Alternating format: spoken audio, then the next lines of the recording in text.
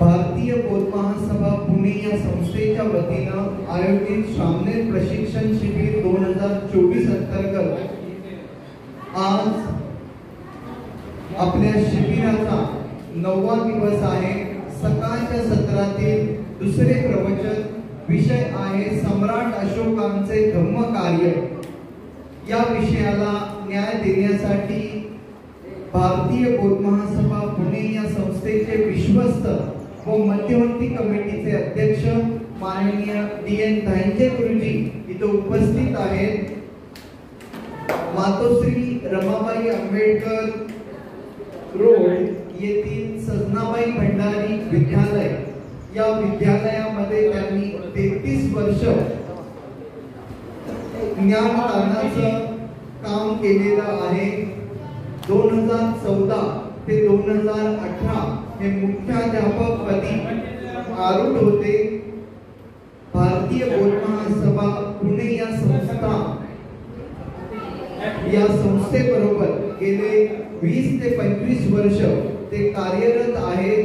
त्याचबरोबर धम्मराज अशोक विचार व विकास मंच धम्मदायात बुद्ध विहार केशवनगर या विहाराचे ते संस्थापक अध्यक्ष आहेत।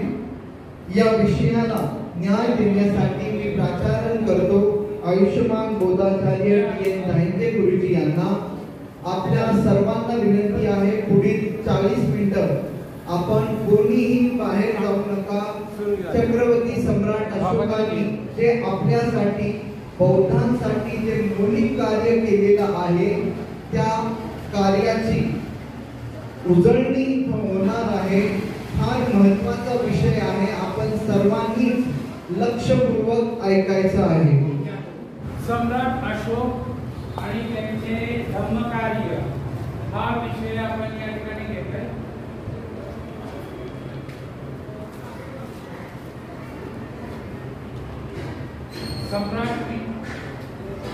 सम्राट अशोक आणि त्यांचे धर्मकार्य।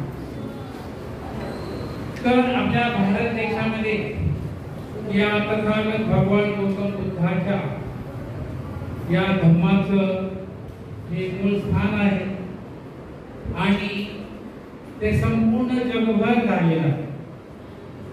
हा बौद्ध धर्म फक्त भारतापुरताच मर्यादित न राहता तो संपूर्ण जगभर पसरलेला आहे आणि याला काही कारणीभूत असे महापुरुष आहेत। त्याच्यामध्ये सगळ्यात महत्त्वाचं नाव घेतलं जातं ते सम्राट अशोकांचं। या भारतवर्षामध्ये सम्राट एक होऊन नाही गेला, असंख्य सम्राट होऊन गेले। या 3000 वर्षामध्ये भगवान बुद्धाच्या काळापासून ते आतापर्यंत 2500-3000 वर्षामध्ये असंख्य सम्राट होऊन गेले। परंतु या सर्व सम्राटांमध्ये एकमेव नाव जे आहे आता सर्वांच्या तोंडी आणि संपूर्ण जगभर असा सम्राट झालाच नाही आणि त्याच्या पुढे कधी होणार नाही असा एकच सम्राट आणि सम्राट तर असा हा सम्राट अशोक हा एकदम वेगळा आणि आतापर्यंत त्याचं नाव घेतलं जातं। त्याचं कारण एकच आहे की सम्राट म्हटलं, राजा म्हटलं की काय येतं? युद्ध, बरोबर का नाही? साम्राज्य विस्तार, युद्ध, साम्राज्य विस्तार अशा प्रकारची चर्चा केली जाते। आणि आता सध्याच्या काळात सुद्धा भारत, पाकिस्तान असं म्हटलं की आपल्या लक्षात काय येतं की भारत आणि पाकिस्तान या दोन देशांमध्ये। परंतु सम्राट अशोक हा असा एक राजा होऊन गेला की त्याने युद्ध करण्याचे जे धोरण होते ते बदलून टाकले आणि त्यांनी युद्धबंदी केली। काय केली? युद्धबंदी। सम्राटाने युद्धबंदी केल्यानंतर तुम्हाला लक्षात यायला पाहिजे की आता यांचं राज्य संपणार, परंतु युद्धबंदी करून सुद्धा त्यांच्या साम्राज्याचा विस्तार हा खूप लांब पर्यंत पोहोचलेला आहे आणि तो एवढा की आताच जे अफगाणिस्तान आहे, आताचं जे अफगाणिस्तान आहे तिथपर्यंत, त्याला गांधार असं पूर्वी म्हणायचं, त्या गांधार तिथपर्यंत, कर्नाटक इकडं ओरिसा, इकडे कर्नाटक, म्हैसूर इथपर्यंत हे संपूर्ण मोठं, एवढं मोठं राज्य त्या काळामध्ये होते. तेव्हा पाकिस्तान नावाचं देशच नव्हता, बरोबर नाही? पाकिस्तान नावाचा देश नव्हता, नेपाळ नावाचा देश नव्हता. हे सगळे जे जेवढे काय त्याला जम्बूद्वीप असं म्हटलं जाते. काय म्हणायचे? जम्बूद्वीप. आणि या जम्बूद्वीपाचे प्रमुख असे शिल्पकार आणि सम्राट म्हणून कोणाचं नाव घेतलं जातं? सम्राट अशोक. एवढा मोठा राज्य विस्तार त्याचा होता. आणि अशा हा राजा किंवा असा हा सम्राट याचं अजूनही त्याचा आपण काय करतो आहोत? उद्धार करतो आहोत, त्याचं नाव घेतो आहोत, त्याचा गौरव करतो आहोत. अशी माणसं किती येतात, किती जातात, परंतु काय हजारो वर्ष जे स्मरणात राहतात, तसंच त्यांचं कार्य सुद्धा. तर त्याने हे सर्व जे काही कमवलं, जे काही मिळवलं, ते तलवारीच्या जोरावर नाही, तर कशाच्या जोरावर मिळवलं? प्रेमाने.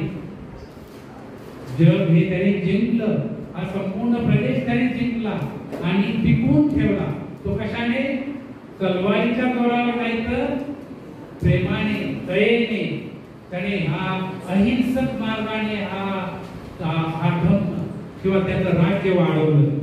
आणि त्याने आपल्याला नवीन जीवन पद्धती, कोणती नवीन जीवन पद्धती दिली? ती प्रेमाने राहिले पाहिजे, माणसाने माणसाप्रमाणे राहिलं पाहिजे. आणि अशा प्रकारे अतिशय प्रजाहित दक्ष राजा म्हणून तो संपूर्ण जगामध्ये प्रसिद्ध. नुसतं प्रजेचीच त्याने काळजी घेतलेली आहे का? तर नुसतं प्रजेचीच नाही, तर प्राणी मात्राची, पशु पक्ष्यांची सुद्धा त्याने काळजी घेतली. जगण्याचा अधिकार फक्त माणसालाच आहे का? ते जगण्याचा अधिकार फक्त माणसाला आहे का? नाही. तर जगण्याचा अधिकार हा संपूर्ण पशु पक्षी प्राणी कीटक मुंग्या जेवढे काही आहे, ज्यांना जीव आहे, त्या सर्वांना जगण्याचा अधिकार आहे. आणि त्यांच्यासाठी या ठिकाणी त्यांनी प्रयत्न केलेला आहे. आणि सम्राट अशोक हा कोणत्या देशाचा? कुठला? अमेरिकेतला, ग्रीस, तर तो भारताचा. आणि हा भारताचा राजा, भारताचा सम्राट संपूर्ण जगामध्ये ज्याचं नाव घेतलं जातं, त्यामुळे आपल्याला सम्राट अशोक आमच्या देशाचा आहे. सम्राट अशोक भारतातील होता, तो इथला होता. याचा आपल्याला काय वाटतो? गर्व वाटतो, अभिमान की सम्राट अशोक नावाचा जो राजा होता, तो कुठला होता? भारतातला होता. त्याने संपूर्ण जगभर या बौद्ध धर्माचा प्रचार आणि प्रसार केला. अशा या सम्राटाचा जो काळ जो होता, सम्राट अशोकाचा जो काळ होता, पूर्वी आपल्या भारतामध्ये असं म्हटलं जायचं आणि अजूनही म्हणतात की पूर्वी भारतामध्ये सोन्याचा दूध दिलं. कशाचा? सोन्याचा दूध. म्हणजे सोनेरी पान, म्हणजे सर्व सुखी आणि संपन्न, श्रीमंत, अतिशय मनाले असे सगळे लोक होते. अतिशय सुखी समाधानी जीवन त्या काळामध्ये लोक जगले. म्हणून हे इतिहासामध्ये याला सोनेरी पान, इतिहासातील काय होतं? सोनेरी पान. अशा या सम्राट अशोकाच्या जीवन कार्याबद्दल आपण जाणून घेऊया, समजून घेऊया की सम्राट अशोक नेमका कोण, कुठला, कसा, काय कार्य केलं, ते आपण या ठिकाणी जाणून घेऊया. तर सम्राट अशोकाचा जो जन्म जो होता, तो इसवी सन पूर्व 304. इसवी सन लिहून घेताय? सम्राट अशोकाचा जन्म कधीचा? इसवी सन पूर्व 304. आणि त्यांचा मृत्यू झाला इसवी सन पूर्व 304.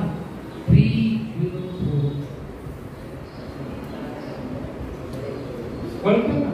मराठी नाही कळत? 304 इसवी सन पूर्व 304 आणि त्याचा मृत्यू कधी झाला इसवी सन पूर्व 232. 232. तर अशा प्रकारे त्याला किती आयुष्य मिळालं? जवळजवळ 72 वर्षाचं आयुष्य.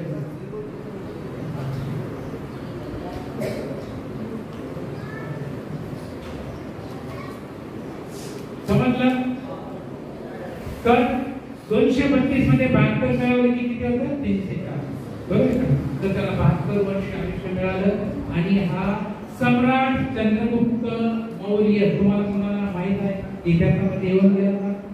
सम्राट चंद्रगुप्त मौर्य येऊन गेला, बरोबर का नाही? तर सम्राट चंद्रगुप्त मौर्य त्यांचा मुलगा बिंदुसार.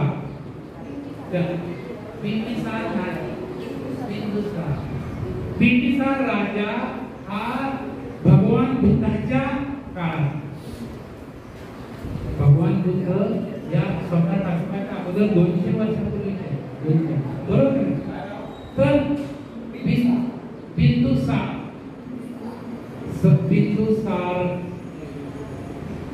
सम्राट अशोकाचा मुलगा बिंदुसार आणि बिंदुसारचा मुलगा अशोक. बिंदुसारचा मुलगा कोण? अशोक. म्हणजे सम्राट अशोक चंद्रगुप्त मौर्याच्या वंशातील हा सम्राट आहे. आणि या सम्राट अशोकाला महेंद्र, संघमित्र, कुणाल अशा प्रकारची काय होती? मुलं होती. एक मुलगी होती, 2 मुलं होती आणि अजून असते आपल्याला माहिती. परंतु जे माहित आहे त्याच्यापैकी महेंद्र हा त्याचा मुलगा, संघमित्र आहे त्याची मुलगी, कारण त्याची धर्मात होती म्हणून, आणि कुणाल हा सुद्धा त्यांचा तो सुद्धा बौद्ध भिक्खू. तर अशा प्रकारे आणि त्याला भाऊ होता, 2 भाऊ होते. एकाचं नाव सुशील आणि दुसऱ्याचं नाव विगताशोक. ज्याचं नाव अशोक त्याच्या भावाचं नाव विगताशोक आणि दुसऱ्या भावाचं नाव सुशील. तर हे पाटलीपुत्र म्हणजे तेव्हा काळातलं मगध राज्य होतं, बरोबर आहे ना? तर त्या काळातले हे मौर्य सम्राटाचं चंद्रगुप्त मौर्य यांच्या काळातील पाटलीपुत्र येथे त्यांचा राज्याभिषेक झाला 273 वर्षी. एक त्यांचं वय तेव्हा केलं होतं इसवी सन पूर्व 273, वय वर्ष 21. बरोबर का नाही? आपल्यापैकी आता काही जणांचं 18 पूर्ण झालेलं आहे, नंतर 19 वर्ष आहे, नंतर 20 वर्ष आहे, बरोबर का नाही? आणि 21व्या वर्षी हा सम्राट झालेला होता, राज्याभिषेक झालेला होता. म्हणजे अशा प्रकारे किती कर्तृत्ववान लोक असतात त्याचा हे उदाहरण. तर दक्षिणेकडील म्हणजे आपल्या भारतातील जी दक्षिण दिशा आहे तिथं गोदावरी, बरोबर का?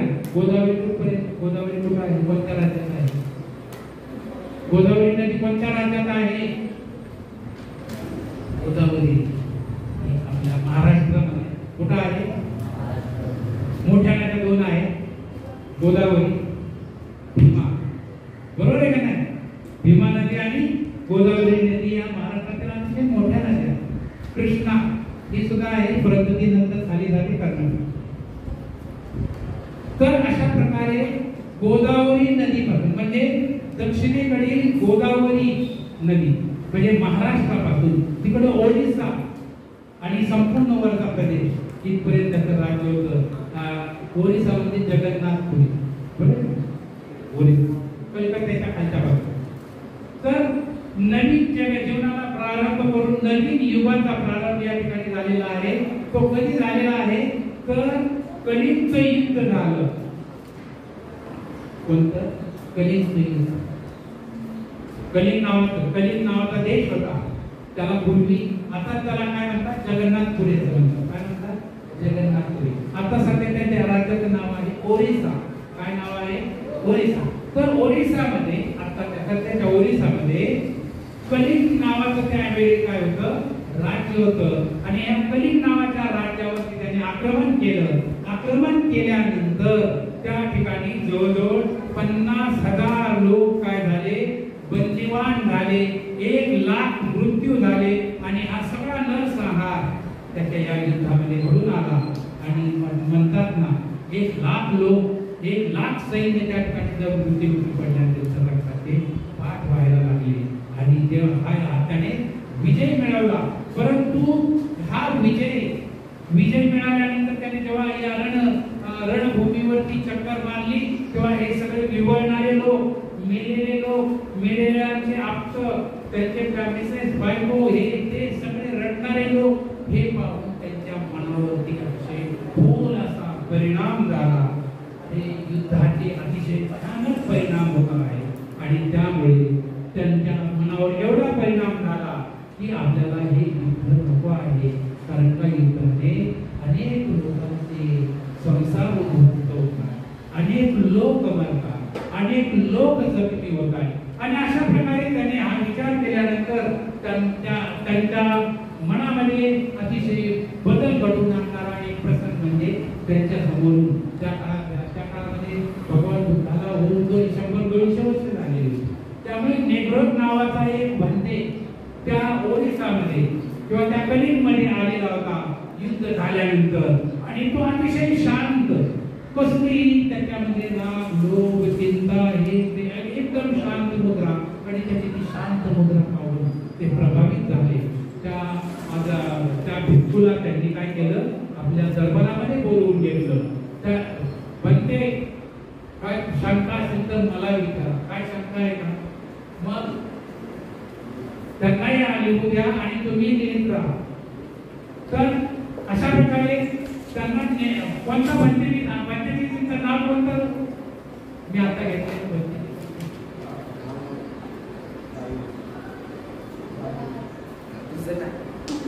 नेग्रोद नावाचे कोणते? नेग्रोद. तर नेग्रोद नावाचे जे भन्ते जे होते त्यांनी दरबारामध्ये बोलवून घेतलं, त्यांचा आदर सत्कार केला, त्यांचा सन्मान केला, त्यांना भोजन दिलं आणि भोजन देऊन नंतर त्यांनी काय केलं, त्यांना विचारलं की तुम्ही एवढे शांत कसे का?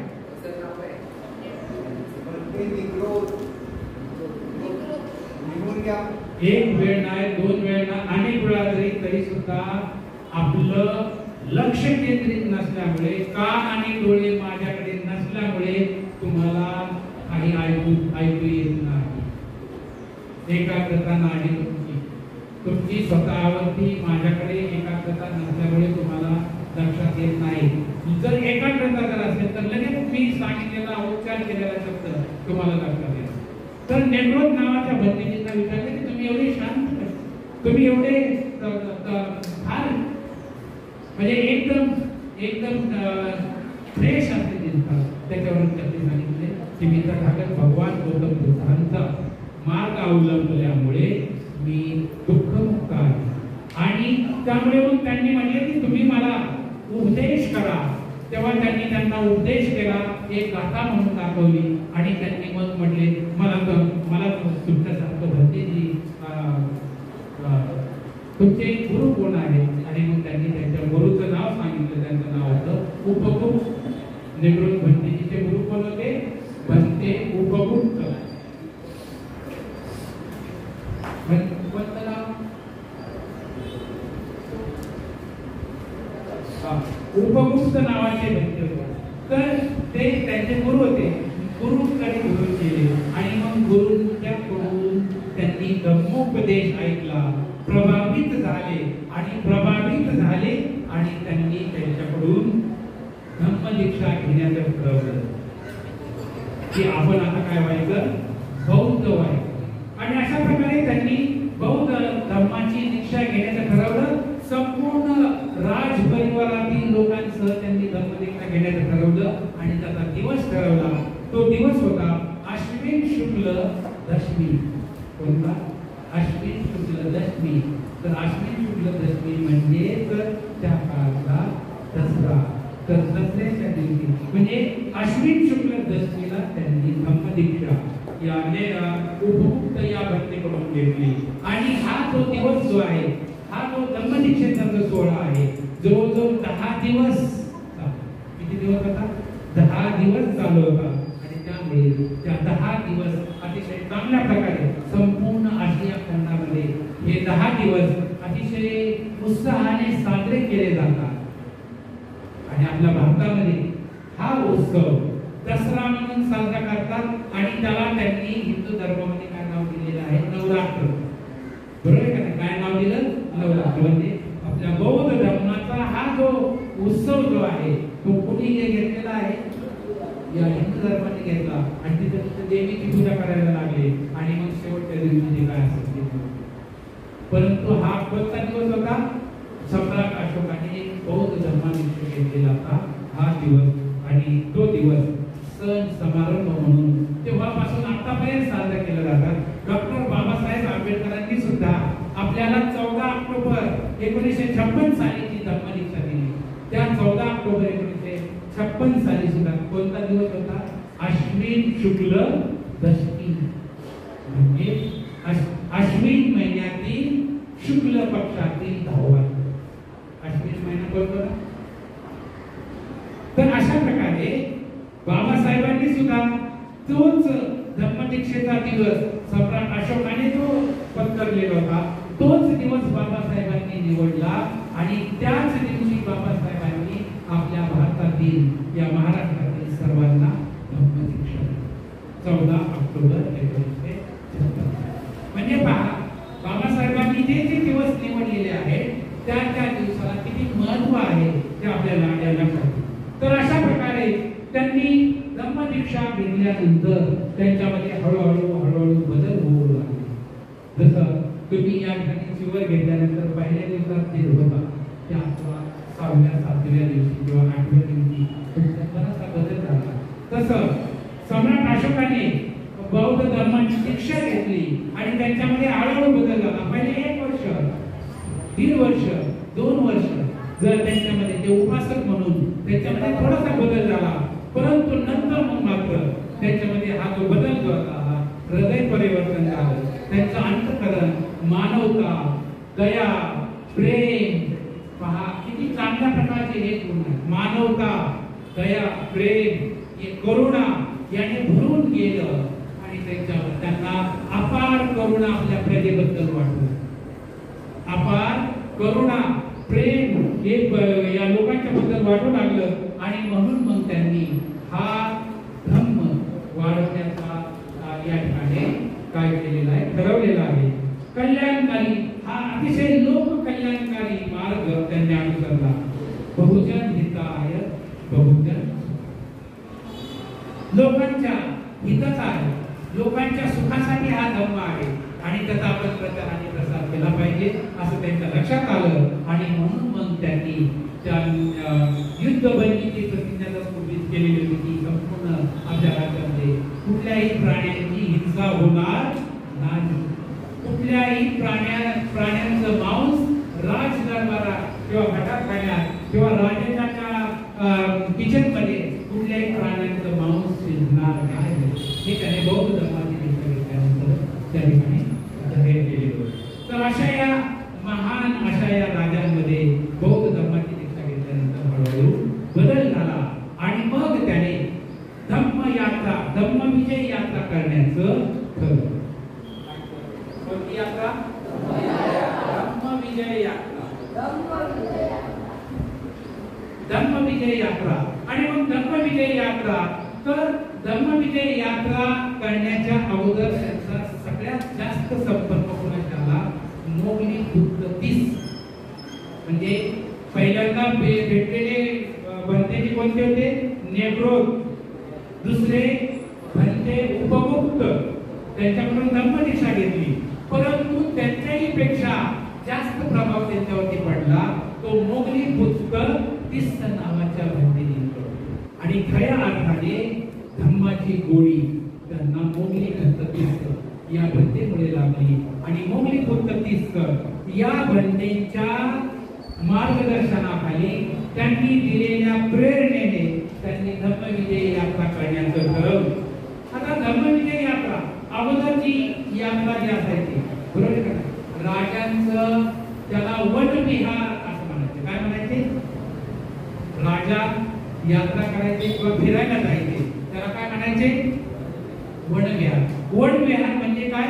तर संपूर्ण राजाच्या परिवारातील सगळ्यांनी आणि सैन्यांनी सुद्धा काय 5-50 सैन्य आणि परिवारातील सगळ्यांनी कुठे जायचं?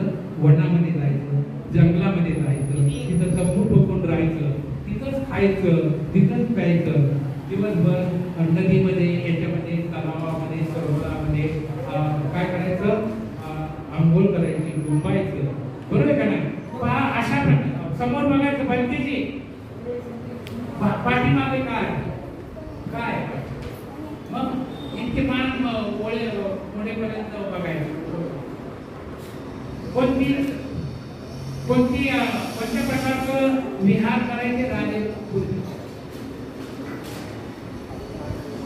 वनविहार काय वन म्हणजे काय जंगलामध्ये जायचं किंवा त्या ठिकाणी आणि मग शिकार करायचे म्हणजे दिवसभर काय करायचे म्हणजे जरा युद्ध नाही काय नाही असं म्हटलं की मग काय करायची वाघाची हरणाची इतर कोणत्या प्राण्यांची शिकार करायची आणि शिकार केल्यानंतर त्या शिकारीला वाजत गाजत आणायचं त्याला कापायचं त्याचं मटण शिजवायचं खायचं आणि मौज मजा करायची अशा प्रकारचे राजांचा उपक्रम वनविहाराचा परंतु या ठिकाणी सम्राट अशोकाने वनविहाराच्या ऐवजी कोणती यात्रा सुरू केली धम्मविजय यात्रा सुरू केली आणि आपल्या या धम्मविजय यात्रेचा एकमेव उद्देश हा होता की आपली प्रजा भौतिक सुखाने परिपूर्ण असावी कशी भौतिक सुखाने म्हणजे त्याला काही सुद्धा कमी पडलं नाही पाहिजे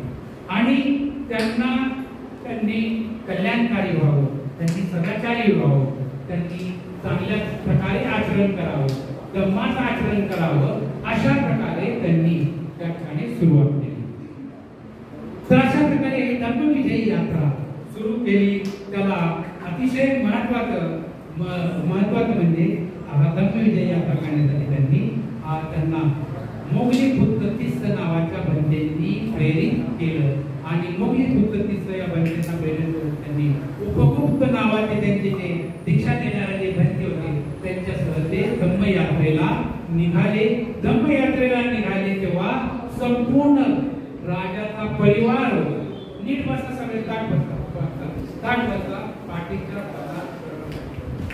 कारण का तुम्ही असं कसं तरी जर बसला तर तुमचं लक्ष लागणार नाही पाठीचा कणा जर साठ असेल चांगल्या प्रकारे जर बसला तरच तुम्ही ऐकू शकता तरच तुम्ही ऐकू आळ असल्यासारखं म्हटल्यानंतर तुमचं डोळे कुठे आणि कान कुठे आणि लक्ष कुठे याचा अजिबात सरळ बसायचं तर अशा प्रकारे मग त्यांनी धम्मविजय यात्रा कुणासोबत सुरू केली ते उपगुप्त त्यांच्याबरोबर त्यांचा संपूर्ण लवाजमा तोंडात असू द्या काय हरकत नाही चेंगम आहे परंतु ते इतकं बाहेर काढायची काय गरज नाही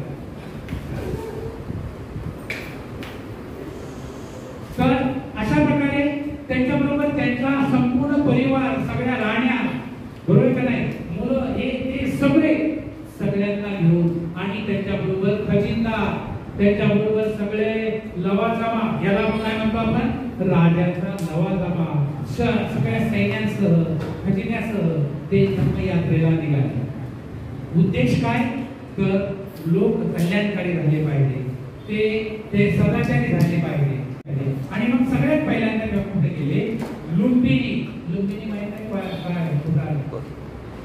लुंबिनीचं काय महत्व माहित आहे का काय लुंबिनी हा तथागत भगवान गौतम बुद्धांचा सिद्धार्थ गौतमाचा जन्म लुंबिनीला झाला लुंबिनी बरोबर का नाही लुंबिनीच्या त्या वडामध्ये तर सगळ्यात पहिल्यांदा त्या लुंबिनीला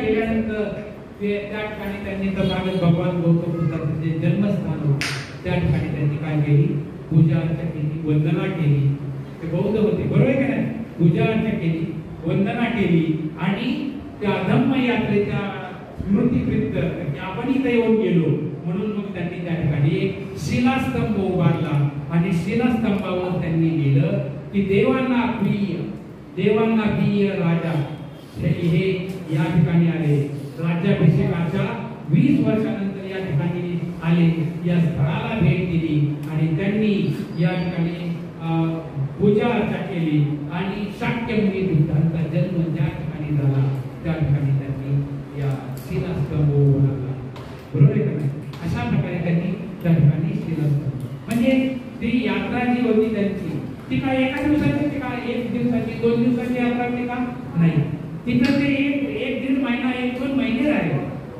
त्याच्यानंतर त्यांनी शिलास्तंभ उभारला. शिलास्तंभ उभारला, त्या ठिकाणी सगळी माहिती दिली आणि भगवान बुद्धाचं, तथागत भगवान गौतम बुद्धाचं जन्मस्थान आहे म्हणून तिथं जे कर द्यावा लागतो, आणि टॅक्स द्यावा लागतो ना राजाला, तो टॅक्स त्यांनी काय केला, माफ केला. लुंबिनी गावचा टॅक्स किंवा जो कर, जो राजाचा जो कर असतो तो कर त्यांनी काय केला, माफ केला. तर अशा प्रकारे आणि खूप दान धर्म केलं आणि ते पुढे निघाले, म्हणजे तिथलं त्यांनी कार्य संपवलं आणि पुढे निघाले. पुढे गेल्यानंतर कपिलवस्तू, कपिलवस्तूचं महत्व काय आहे, नाव काय, कपिलवस्तू शब्द येऊन गेलाय का या 10 दिवसात कधी ऐकला का? काय कपिलवस्तू काय?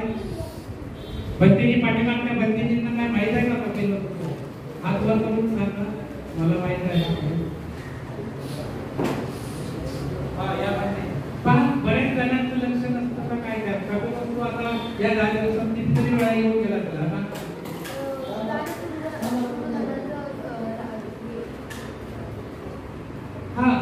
तथागत गौतम बुद्धांचं बालपण या कपिलवस्तूमध्ये गेले आणि या कपिलवस्तू ही शाक्यांची राजधानी, शाक्य कुळातले, बरोबर नाही, भगवान बुद्ध कोणत्या कुळातले होते, शाक्य कुळातले होते आणि ही शाक्यांची राजधानी होती आणि शुद्धोधन राजाचे राज्य ते होते, बरोबर का?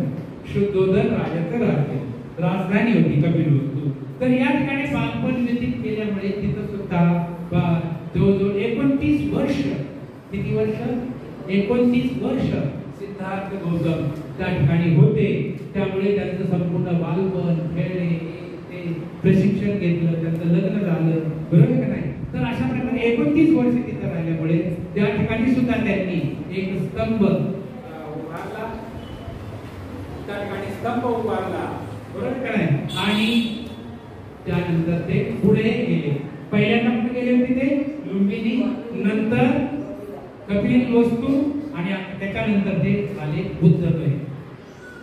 बुद्धगया सध्या कुठं आहे? बुद्धगया सध्या कोणत्या राज्यात आहे आता सध्या? बुद्धगया, बुद्धगया ही बिहार मध्ये आहे. कुठं आहे? बिहार, गया, बिहार.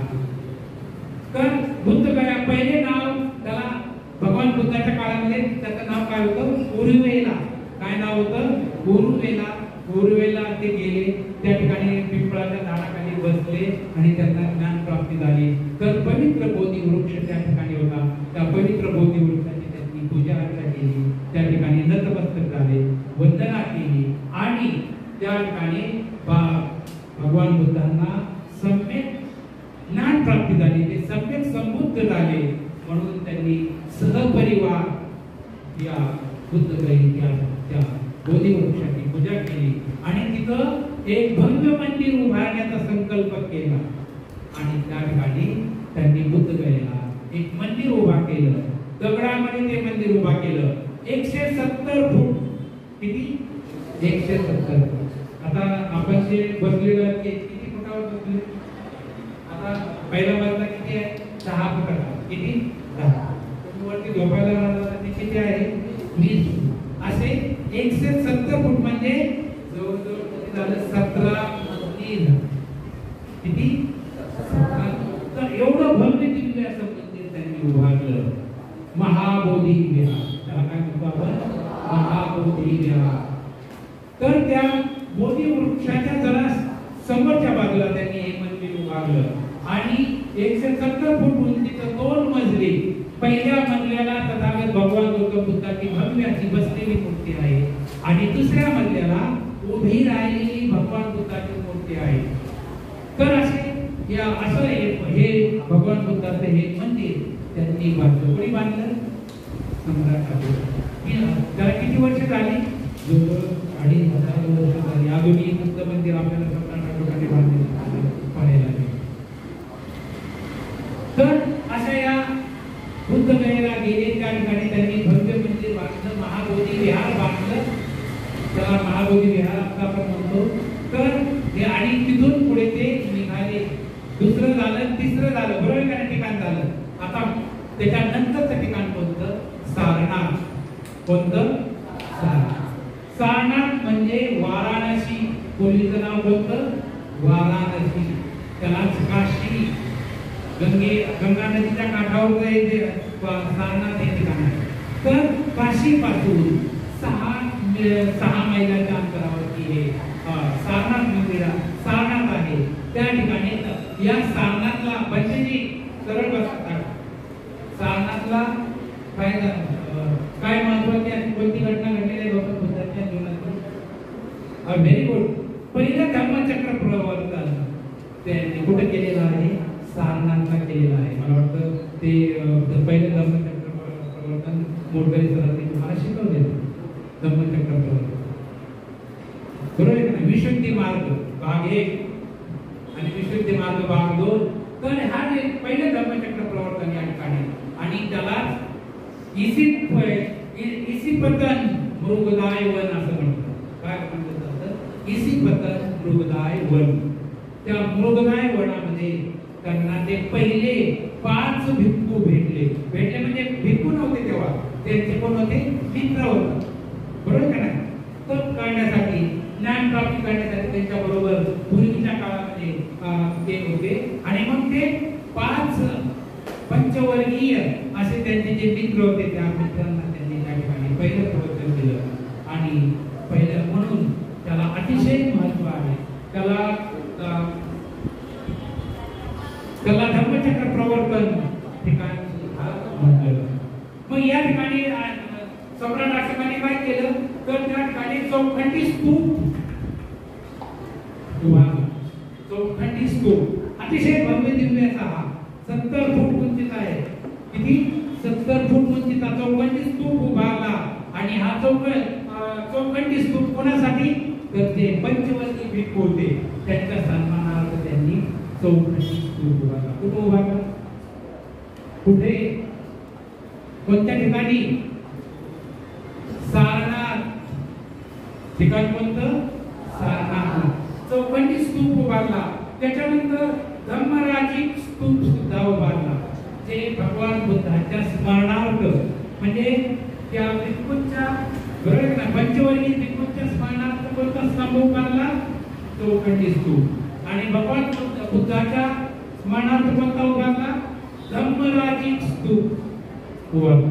आणि त्याच्यानंतर ज्या ठिकाणी भगवान बुद्धाने पहिलं धर्म प्रवचन दिलं, धम्मचक्र प्रवर्तन सुद्धा केलं, त्या ठिकाणी त्यांनी धम्मेक स्तूप उभारला.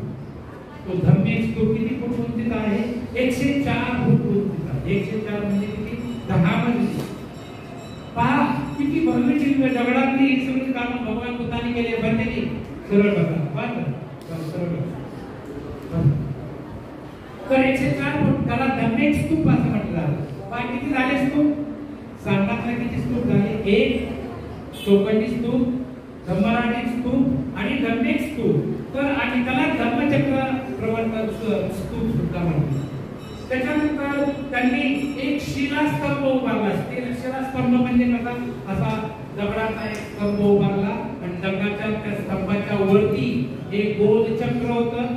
त्याला आपण काय म्हणतो? धम्मचक्र. बरोबर का नाही?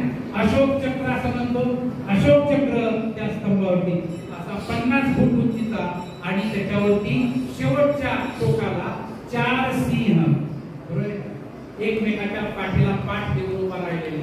हा दिशेला एक सिंह, हा दिशेला एक सिंह, इकडे दोन एक सिंह आणि तिकडच्या बाजूला एक सिंह, असं 4 सिंह एकमेकाच्या पाठीला पाठ देऊन उभे असलेले त्या स्तंभावरती शिलास्तंभावरती होते. आणि त्याला परत त्याच्या खाली काय? धम्मचक्र. त्याला आपण काय म्हणतो? अशोक चक्र. त्याला किती आल्या होत्या? 32 आल्या. किती? 32 आऱ्यांचं अशोक चक्र त्या ठिकाणी. आणि ते आपल्याला आता सुद्धा सध्या आपल्याला ते सारनाथ मध्ये जे संग्रहालय जे आहे बरोबर, त्या संग्रहालयामध्ये आपल्याला हे धम्मचक्र किंवा हे जे अशोक चक्र जे आहे ते आपल्याला अजून सुद्धा पाहायला मिळतं. परंतु ते 50 फूट त्याच्यावरती नाही, तर तो स्तंभ जो आहे तो स्तंभ मधल्या काळामध्ये कोणीतरी पाडला, तोडला, फोडला, परंतु चक्र मात्र अबाधितपणे आपल्याला त्या काचेमध्ये ठेवलेले दिसतं. तुम्ही जेव्हा जाल तेव्हा तुम्हाला ते पाहायला मिळेल. तर अशा प्रकारे हे सारनाथची यात्रा संपवल्यानंतर ते कुठे गेले? पुढं कुठे कुशीनगरला काय घडलेलं आहे भगवान बुद्धाच्या जीवनाची? कुशीनगरला काय घडलं या भंतेजी? कुशीनगरला पण काय महत्वाची घटना? तर कुशीनगरला तथागत भगवान गौतम बुद्धाचं काय झालं? महापरिनिर्वाण झालं. काय झालं? महापरिनिर्वाण म्हणजे जन्म झाला त्या ठिकाणी गेले, बोधी जिथं लहानपणी खेळले त्या ठिकाणी गेले, कपिलवस्तूला त्यांना ज्या ठिकाणी बुद्धत्व प्राप्ती झाली त्या ठिकाणी गेले, बुद्धगयेला गयाला, बरोबर आहे का नाही? आणि त्याच्यानंतर त्यांनी पहिलं धर्मचक्र प्रवर्तन केलं, त्या ठिकाणी गेले सारनाथला, आणि सगळ्यात शेवटी आता ते कुठं आले? कुठं आले? कुशीनगरला आले. कुशीनगरला काय महत्त्वाची घटना घडलेली आहे? तर तथागत भगवान गौतम बुद्धांचं महापरिनिर्वाण झालं, म्हणून त्यांनी त्या ठिकाणी महापरिनिर्वाण स्तूप उभा केला. आणि त्या ठिकाणी भगवान बुद्धांची अतिशय भव्य दिव्य म्हणजे इथून ते तिथपर्यंत अशी जवळजवळ 50 ते 60 फूट लांबी झोपलेली निर्वाण स्थितीमध्ये असलेल्या त्या महापरिनिर्वाण स्तूपामध्ये आपल्याला मूर्ती दिसते. एका अंगावर एका कुशीवरती ते भगवान झोपलेले आहे आणि त्या ठिकाणी त्यांचं महापरिनिर्वाण आहे. तर अशा प्रकारे त्या ठिकाणी महापरिनिर्वाण स्तूप उभा केला आणि त्याच्यानंतर ते भगवान बुद्ध ज्या त्या ठिकाणी गेले, मग ते श्रावस्तीला गेले, राजगृहाला गेले, नालंदाला गेले, वैशालीला गेले, त्या ठिकाणी सम्राट अशोक गेले आणि सम्राट अशोकाने त्या ठिकाणी काय केले? स्तूप उभा. वैशालीचे कोण? आम्रपाली, बरोबर आहे का नाही? आम्रपालीने आम्रवन दिलेलं होतं त्या ठिकाणी ते हे होतं. त्याप्रमाणे श्रावस्ती, राजगृह, बिंबिसार राजाची राजधानी राजगृह, त्या ठिकाणी सुद्धा त्यांनी गेलेले होते. त्या ठिकाणी राजगृहाला, वैशालीला, पाटलीपुत्र, श्रावस्ती, नालंदा अशा ठिकाणी त्यांनी स्तूप उभारले आणि अशा प्रकारे त्यांनी धम्मयात्रा करून ते परत फिरले आणि धम्मयात्रा करून प्रत्येक वर्षी वेगवेगळ्या ठिकाणी जाऊन त्यांनी त्या ठिकाणी अशा सर्वांना आठवणीत राहतील, स्मृतीमध्ये राहतील असे स्तूप उभारले. म्हणजे एकाच वर्षी नाही केलं, मग अनेक वेळा ते या ठिकाणी गेले, त्या ठिकाणी गेले, त्या ठिकाणी गेले. कारण का? युद्धच नाही, त्यामुळे आता फक्त धर्म प्रचार आणि प्रसारच करायचा असं राजाने ठरवल्यामुळे वेगवेगळ्या ठिकाणी देतात. तर याचा त्यांच्यावरती धर्म प्रचाराचा आणि ते जेव्हा ही धर्म यात्रा करून परत आले तेव्हा राजामध्ये परत खूप बदल झाला. सम्राट अशोकामध्ये खूप बदल झाला आणि त्यांनी ठरवलं की ते प्रेमळ झाले. त्यांनी धम्म प्रचार म्हणजे आपला राज्यकारभार जो आहे तो फक्त धम्म प्रचार आणि प्रसारासाठी संपूर्ण करण्याचं ठरवलं आणि त्यानुसार त्यांनी धम्म प्रचार विशेष अधिकारी नेमले. जसं आपल्याकडे मंत्री असतात का नाही, त्याने बरोबर का नाही, राजाकडे जसं आपल्या भारतामध्ये पंतप्रधानाच्या हाताखाली कोण आहेत, वेगवेगळ्या प्रकारचे मंत्री आहेत, तसे मंत्री म्हणून त्यांनी विशेष अधिकारी नेमले. त्या विशेष अधिकाऱ्यांनी काय करायचंय, यांनी ज्या ज्या धर्म घोषणा केलेल्या आहेत त्या धर्म घोषणा कोणापर्यंत पोहोचवायच्या, प्रजेपर्यंत पोहोचवायच्या. धर्म घोषणा म्हणजे काय? भगवान बुद्धांचे उपदेश, वेगवेगळे जे उपदेश आहेत, जे कल्याणकारी उपदेश आहेत, त्या कल्याणकारी उपदेश लोकांपर्यंत पोहोचवण्यासाठी त्यांनी काय केले, अधिकारी नेमले. आणि नंतर तर काय केले, धम्म महामार्ग म्हणून धम्म प्रचारक सुद्धा म्हणजे वेतन देऊन पगारी असे धम्म प्रचारक नेमले. ते लोकांमध्ये द्वेषभाव नष्ट करण्यासाठी ते प्रयत्न करत असते. समाजामध्ये, जाती धर्मामध्ये, लोकांमध्ये जे कमी द्वेष भावना होती ती द्वेष भावना कमी झाली पाहिजे. सर्व एक आहोत, आपण सगळेजण एक आहोत, आपण सर्वजण समान आहोत, अशा प्रकारचा प्रचार आणि प्रसार करण्यासाठी त्यांनी धम्म महामात्र नावाचे या ठिकाणी धम्म प्रचारक नेमले. त्यांनी पशु हत्या बंदी तर केलेलीच होती. त्यांनी लोक कल्याणकारी अनेक कामं करायला सुरुवात केली. रस्ते तयार करायला सुरुवात केली. रस्त्यांच्याकडे झाडे लावायला लागले. झाडे कशासाठी? झाडे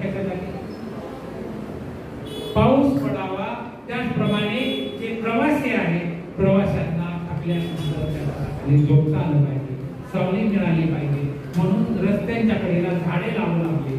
त्याचप्रमाणे वेगवेगळ्या ठिकाणी रस्त्यांच्या कडेला विहिरी लोकांसाठी आणि पशु पक्ष्यांसाठी प्राण्यांसाठी वेगवेगळे दवाखाने सुरू केले.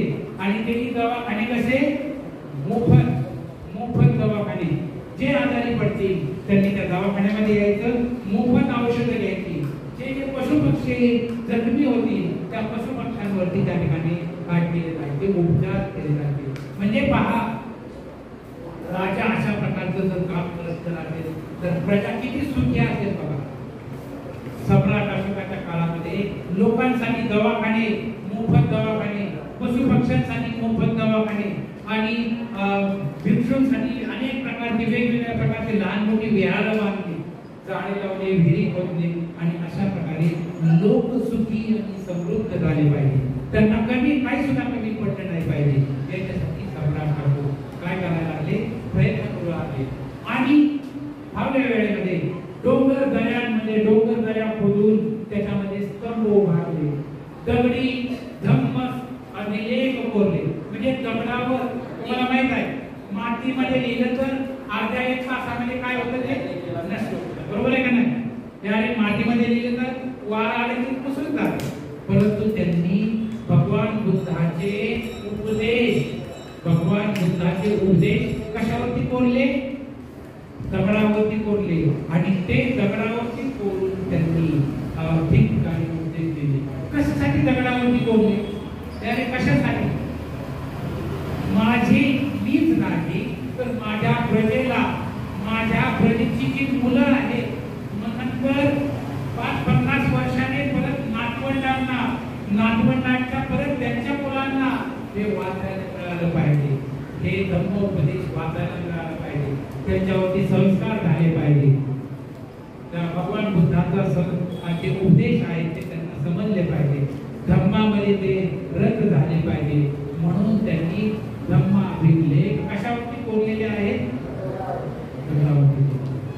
तर अशा प्रकारे त्यांनी किती कल्याणकारी नाममात्र या ठिकाणी स्वीकारलेला आहे. त्यांनी सर्व राज्यातील सर्व अधिकाऱ्यांना सुद्धा हे सांगितलेलं होतं की मी जेवत असेल, मी झोपलेला असेल, मी जेवत असेल तरी सुद्धा मी झोपलेला असेल तर मला झोपेतून उठून मी दरबारात असो, मी चालत असो, मी राजा आहे आणि म्हणून मग राजाला कशाला डिस्टर्ब करायचं असं न करता लोकांची जी हाल हवा आहे, लोकांची जी खबर बातमी आहे ती मला केव्हाही कुठेही आणि कधीही येऊन मला सांगायची. राजाने एवढी परवानगी दिलेली होती की प्रजेबद्दल जर कुणाला काय दुःखाची बाबत असेल, सुखाबाबत असेल तर ती हाल हवा मला सांगण्यासाठी मी कुठं आहे याची कधीही पर्वा करायची नाही. तर अशा प्रकारे त्यांनी हा आपल्या संपूर्ण राज्यामध्ये मग ओरिसा, गुजरात, काश्मीर, यवन देश म्हणजे कुठं? तिकडे अफगाणिस्तान, पाकिस्तान हे जे आहे त्या देशांमध्ये, महाराष्ट्र, मैसूर, कन्नड, श्रीलंका या सगळ्या देशांमध्ये, या सगळ्या राज्यांमध्ये धर्माचे असे अभिलेख लिहिले, सगळीकडे लिहित राहिले. आणि तेच आपल्याला म्हणजे जर सम्राट अशोकाने हे दगडावरती अभिलेख लिहिले नसते, जर सम्राट अशोकाने स्तूप आणि विहार उभा केले नसते, जर सम्राट अशोकाने हे वेगवेगळे जे काय आपल्याला लेण्या पाहायला मिळतात ते जर लेण्या दगडामध्ये खोदल्या नसत्या तर इतिहासामध्ये 10, 15, 20, 50, 100, 200 वर्षांनी आपल्याला इथं बौद्ध धर्म होता हे सुद्धा कळलं नसतं. बौद्ध धर्म कुठल्या देशाचा हे 100,000 वर्षांनी कुणालाच कळलं नसतं. परंतु बौद्ध धर्म हा याच देशातील आहे. आणि सम्राट अशोकाने त्या ठिकाणी देवाना प्रिय राजा स्वतःला म्हणणार. त्या प्रत्येक अभिलेखामध्ये काय लिहायचे? देवाना प्रिय राजा असं म्हणून ते अभिलेखामध्ये लिहित होते. आणि याच्यावरून समजलं की सम्राट अशोक हा कुठल्या तर भारत देशामध्ये मधला राजा होता. नाहीतर आणि हे कुणामुळे समजलं तर इंग्रजांनी हे सगळं शोधून काढलं आणि ती लिपी शोधून काढली आणि ते आपल्याला माहीत झाले. नाहीतर इंग्रजांनी शोधण्याच्या अगोदर चीन मधले लोक काय म्हणत होते, सम्राट अशोक आमच्या देशात. जपान मधले लोक म्हणत होते सम्राट अशोक आमच्या देशात. थायलंड मधले लोक म्हणायचे सम्राट अशोक आमच्या देशात होता. परंतु जेव्हा इंग्रजांनी त्याला 100 वर्षापूर्वी जेव्हा हे सर्व शोधून काढलं, तेव्हा सम्राट अशोक हा काल्पनिक पुरुष नसून तो इतिहास पुरुष होता. इतिहासामध्ये होऊन गेलेला राजा होता आणि तो याच देशामधला होता. हे जाहीर झालं आणि तेव्हापासून इतर देशातले सगळे लोक, नाहीतर भगवान बुद्ध सुद्धा आमच्या देशात जन्मलेले होते असे म्हणायला सुद्धा त्या काळामध्ये सुरुवात झाली असते. परंतु सम्राट अशोकाने हे सगळं त्या ठिकाणी अभिलेखामध्ये लिहून ठेवलं. म्हणून आपल्याला आपला बौद्ध धर्म आपल्या देशात आहे. भगवान बुद्धांनी याच ठिकाणी याच देशामध्ये तो या ठिकाणी फिरले, या ठिकाणी गेले, या ठिकाणी जन्म झाला. हे आपल्याला म्हणजे भगवान बुद्ध हे सुद्धा काल्पनिक देवाप्रमाणे नाही, तर त्यांनी ते सुद्धा काय होते, महापुरुष होते. बरोबर का नाही? इतिहास पुरुष होते. नाहीतर इतर धर्मामधले जे देव आहेत ते जन्मले कुठं, त्यांचा आई कुठं, राजा कुठं, बाप कुठं, हे कुठं, काय आपल्याला माहिती. ते इतिहास होते का? नाहीतर ते सगळे काल्पनिक आहे. बरोबर का? कुणाचा जन्म कुठून कसा झाला, कुणाचा जन्म कसा. परंतु हे भगवान बुद्ध यांचा जन्म या ठिकाणी झाला म्हणजे ते सुद्धा इतिहास पुरुष होते. सम्राट अशोकाचा जन्म इथं झाला, ते सुद्धा इतिहास पुरुष होते. आणि हे भारतातील होऊन गेलेले माणसं होती आणि ते इतक्या उच्च पदाला पोहोचलेली होती. हे यांच्या कार्यावर. तर हे सम्राट अशोकामुळे आपल्याला हा बौद्ध धर्म हा भारत देशामध्ये आपल्याला पाहायला मिळतोय आणि आपल्याला अनुभवायला मिळतोय वेगवेगळ्या लेण्यांच्या मार्फत. आणि त्या काळामध्ये खोदलेली लेणी आणि त्या काळामध्ये जे रंगवलेली चित्र अजून सुद्धा आपल्याला त्या, तुम्ही अजंठाला गेला आणि बंदीजी तर अजंठाला गेला, अजंठाला लेणी आहे, त्या ठिकाणी दगडावरती कलर करून वेगवेगळी चित्र रंगवलेली आहे. आता तुम्ही हा जो कलर जो दिलेला आहे तो किती वर्ष टिकेल? हा कलर 10 वर्ष, 15 वर्ष, 20 वर्ष, 50 वर्षांनी ते सगळे संपलेले असतील. बरोबर नाही? परंतु त्या काळामध्ये 2500 वर्षापूर्वी जी चित्र जी रंगवलेली आहेत ते अजूनही चमकतात आणि त्याचा अजूनही रंग आपल्याला दिसतो. तर असा शोध कोणी लावलाय का की 1000 वर्ष एकदा रंग दिला की 1000 वर्ष टिकून राहतो? आता एक तरी कंपनी आहे, एशियन पेंट आहे का तसा 1000 वर्ष टिकणारा. ते म्हणतात 10 वर्ष टिकेल, 15 वर्ष टिकेल. परंतु सम्राट अशोकाच्या काळामध्ये ते त्या लेण्यांमध्ये रंगवलेली चित्र, त्या ठिकाणी दिलेलं दागिन्यांना दिलेला सोनेरी कलर अजून सुद्धा समोर, दागिन्यांना दिलेला सोनेरी कलर. आणि तो कलर कशाला दिलेला आहे? कागदावर नाही, कशावरती? दगडांवर दिलेला. बघा अजून टिकून आहे. 2000 वर्ष तो कलर टिकून आहे, तुम्हाला तो पाहायला मिळेल. तर असं एक अतिशय महान कार्य कुणामुळे झालेलं आहे? सम्राट अशोक. म्हणजे तसं जर पाहिलं तर आपण आपल्याला सर्वांना भारतीयांना हा धम्म जो समजला हा कुणामुळे समजलेला आहे?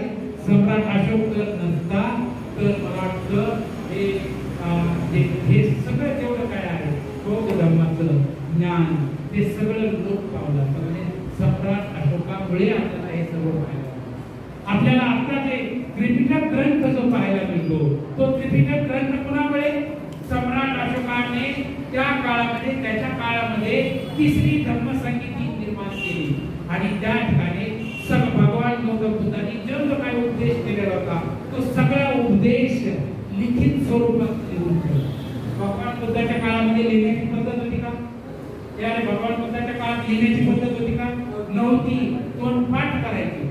परंतु सम्राट अशोकाच्या काळामध्ये लिपी आली आणि त्या लिपीमध्ये त्यांनी ते लिहिलं आणि हे सगळे ग्रंथ इतर देशामध्ये पाठवून दिले.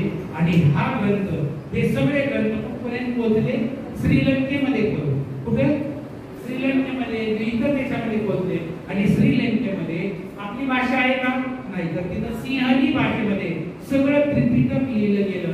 आणि आपल्या भारत देशामध्ये पाली भाषेमध्ये जेवढं काही साहित्य साहित्य होतं ते नंतरच्या काळामध्ये मुस्लिम राजकर्ते आले, बरोबर आहे का नाही?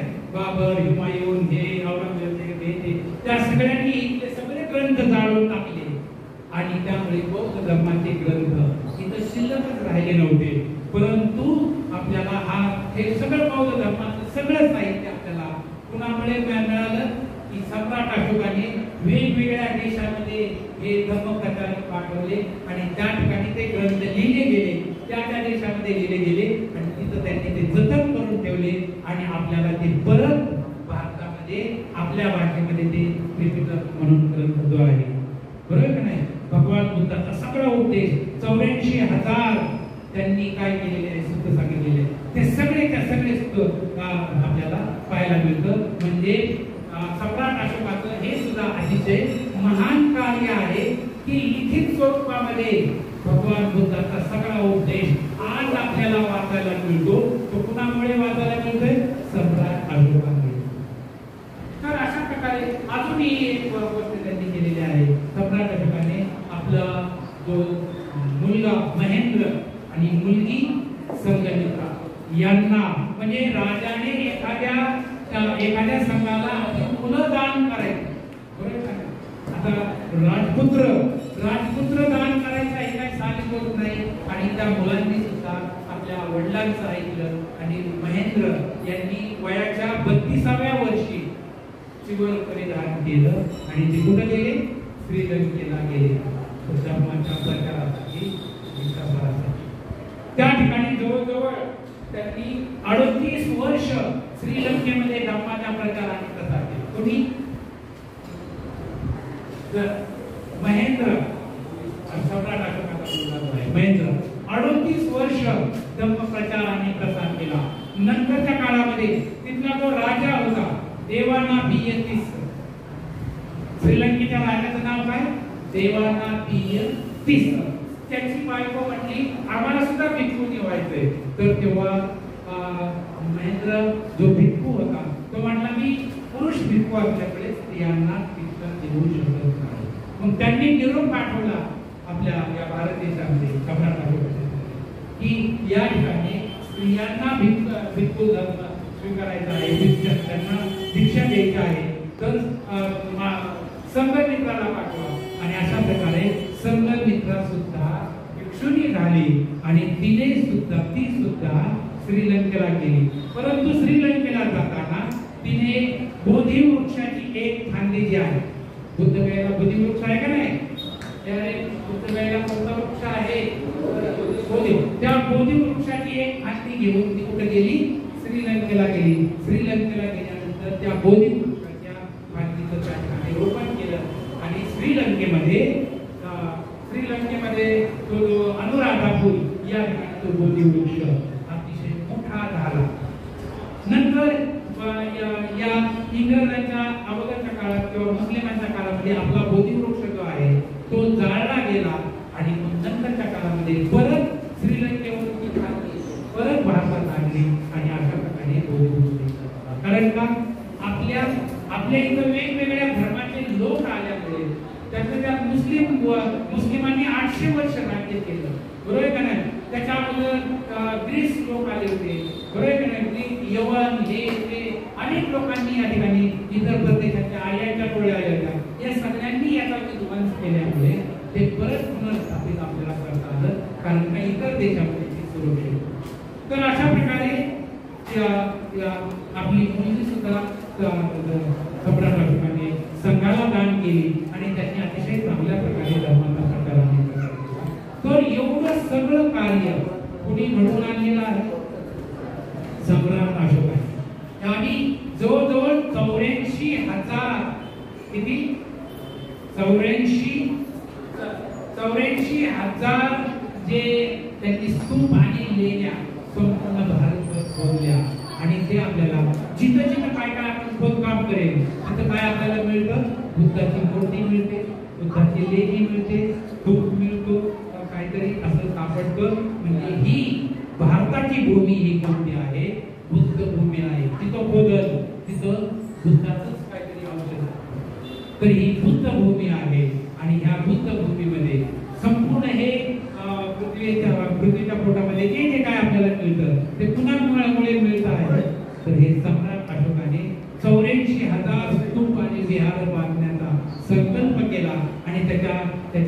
72व्या वर्षीपर्यंत त्याने हा संकल्प पूर्ण केला आणि 84,000 स्तूप आणि लेण्या आपल्या महाराष्ट्रामध्ये सुद्धा जवळजवळ 40-50 मला वाटतं त्याच्यापेक्षाही जास्त खूपच लेण्या आहेत. पुण्यामध्ये सुद्धा आहे तिथं.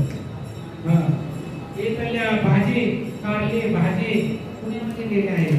सम्राट अशोक त्याच्या काळातल्या सगळ्या लेण्या इथं सुद्धा पाहायला मिळतात. या महाराष्ट्रामध्ये जवळजवळ 40-50 आसपास लेण्या आहेत. असे 84,000 लेण्या इतक्या सर्व होतात आणि आपल्याला हा धम्म त्यांनी काय केलेला आहे जिवंत ठेवला आणि तो आपल्याला पाहायला मिळतो.